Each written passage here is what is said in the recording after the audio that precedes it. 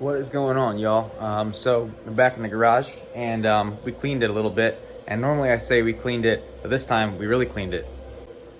So here's what I'm talking about. We have space to walk through. There's still some pipes on the ground. There's still some stuff under the volunteer car, but like we put the engine up on a stand, the engine for the volunteer car. We have the other engine for you know, potentially for this car on a dolly, as we always had it. We cleaned up all the leaves and dirt. We put the spare trailing arms in the trunk of this for now. We only have a couple tires in here, 6 tires in here.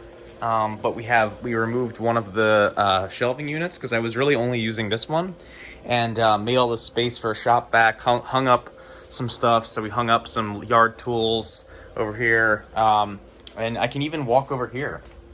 And then I also, you know, I'm running a little bit short on money, but I sold some stocks today to try and make some money back. And I even found a pulley wheel for this. And apparently this bandsaw is from 1950. That's crazy. So I looked up the part number on the internet, and people are selling those bandsaws for like $250 in good condition, which is pretty cool. I paid $50 for it. It's not in great shape, but hey, it's got the original vintage motor on it. And then, you know, I even got this new pulley that's going to be going on there soon. So, you know, we can do bandsaw things again. The pulley was $30 with shipping on eBay. Somebody was selling it used, and I was able to buy it. So cool. So we're going to wait for that to come. So yeah, the only thing that I really don't like is we got some spare parts over there, and I don't really have a place to put them. I need to make even more space to put them somewhere, and then I don't know where to put my splitters. Maybe I'll figure out a way to hang up splitters. That would be a pretty cool idea. Then I wouldn't have to worry about them warping or anything like that. But we even have like all of the jack stands, alignment stuff. I'm going to be rebuilding a set of axles for my buddy Chris Vera, and that's going to hopefully provide me with a little more funding as well. And yeah, we hung up our air pump over there, and so lots more room. I basically took the shop vac and put it on blow mode, and I blew the entire garage out. So it's finally sort of clean, but we're gonna make it dirty again because we got to clean this. We forgot to clean this over here. So getting it all cleaned off. There we go, nice and clean. Okay, wrapped up that line again. But yeah, so we got done pit. What happened after pit race? So I damaged a radiator at pit race. My Mishimoto is actually in the trunk of my Civic right now, the one that got damaged. And it happened when I was on a start. I was behind Lee, and we were talking, and Lee said, I might not be able to get this start because I don't have a handbrake, so you should bump me if you're behind me. And I said, no, I don't know if I'm going to bump you. That might be a hard bump. He kind of botched the start, and I was like, all right, I'm going to give him a bump. What ended up happening was he actually missed second gear, so it was a really, really hard bump. And it put a hole in the radiator somewhere. It might be on the other side of this, but yeah, put a pretty big hole in the radiator. And I lost the radiator. The motor overheated. And it finished the weekend, but this new radiator that I have is a little smaller, and it was overflowing after the last race of the weekend. So the motor might be hurt. We'll see, but no plans to do anything crazy with the motor yet. We did get some 1,600 PSI brake pressure sensors. I got those because the brake pressure sensors in the car right now are actually 1,000 PSI, so there's one back there. I'm gonna zoom in. See that right there? That's a brake pressure sensor.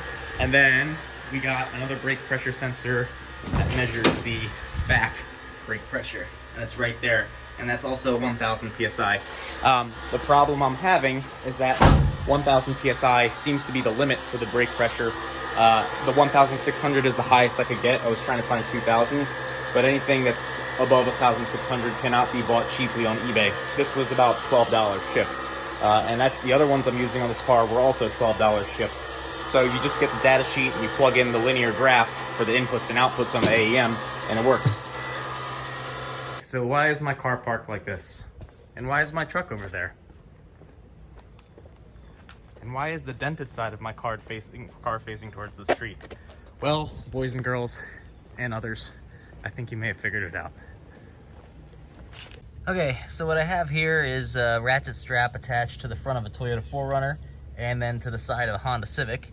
and I have a hammer, and what I'm gonna do is try to pull this at its worst spot with just the ratchet strap at first, and then as I'm pulling it, I can hammer if I need to any spots. All right, so we got that divot out, and so the last one we gotta get is this one up here. All right, doesn't look great, but that's because we're still kind of in the progress. So there's this body seam that goes along here. So what I'm gonna try to do is I'm gonna try to knock down what I can on the edges with a hammer. Like that. Just to get the wheel arch a little bit uniform. Okay,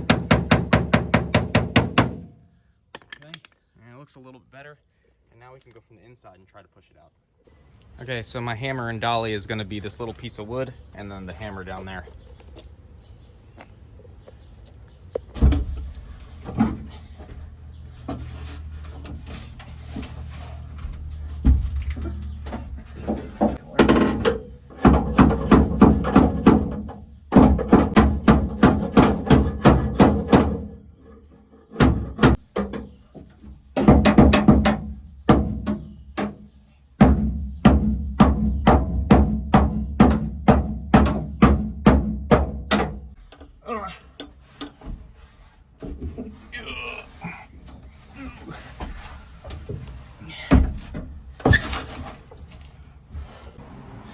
Okay, so I didn't really make too much progress over here because I really need to get a soccer ball in here, and then I need to get, they make these spot weld things you can weld along the edge of here and then stick a cable through, and then the cable gets attached to a slap hammer and you can pull it out. So I need to buy that if I'm gonna get this straightened out.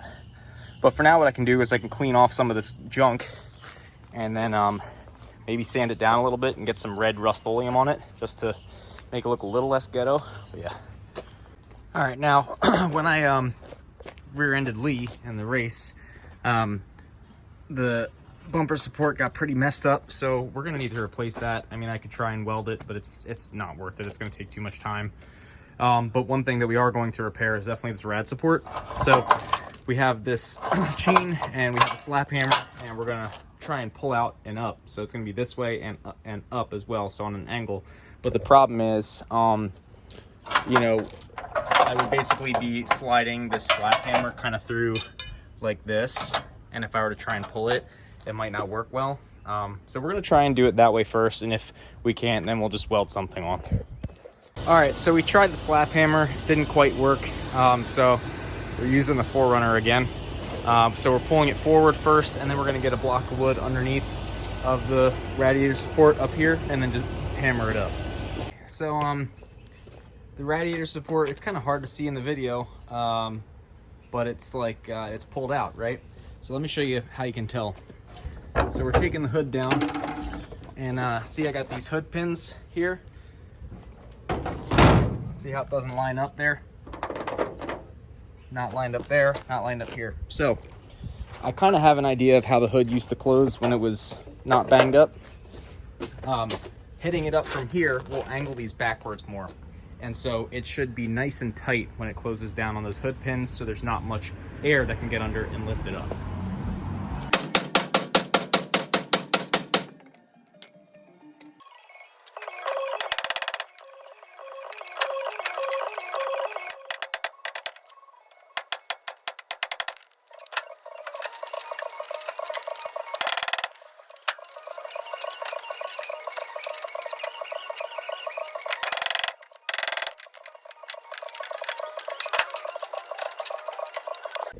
All right, it's not perfect. We're definitely gonna have to adjust these downward to get the hood to close.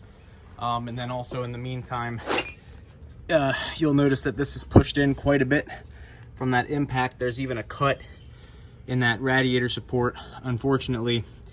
And, you know, without replacing the radiator support and having a good radiator support, there's really not much I can do.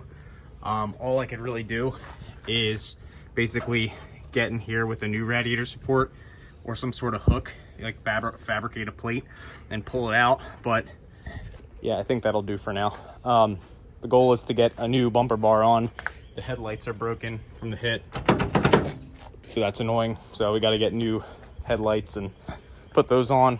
You can see this is completely broken off, and yeah, frustrating, but could have been way worse. And yeah, we're happy with having a car that's mostly intact. So there you go.